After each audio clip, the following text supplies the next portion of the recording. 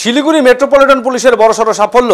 পুলিশের special operation group SOG এবং ভক্তিনগর থানার পুলিশের যৌথ অভিযানে উদ্ধার হলো প্রায় 2 কেজি ব্রাউন সুগার। ঘটনায় এক যুবককে গ্রেপ্তার করা হয়েছে। পুলিশ সূত্রে জানা গিয়েছে, গোপন সূত্রে খবর পেয়ে শিলিগুড়ি ইস্টার্ন বাইপাসের ডাম্পিং গ্রাউন্ড সংলগ্ন এলাকায় তল্লাশি চালায় এসওজি এবং ভক্তিনগর থানার পুলিশ। সেখানে একটি 4 চাকার গাড়ি আটক করা হয়। তল্লাশি চালিয়ে উদ্ধার হয় 1 কেজি 926 গ্রাম ব্রাউন সুগার।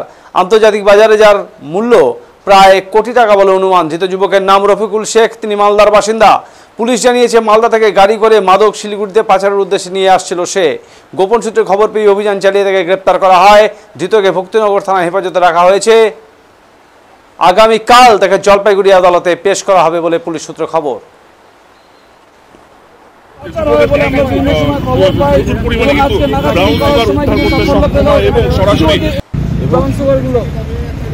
দুটো ব্যাগ উদ্ধার হয়েছে, প্রচুর পরিমাণে ব্রাউন সুগার উদ্ধার হয়েছে।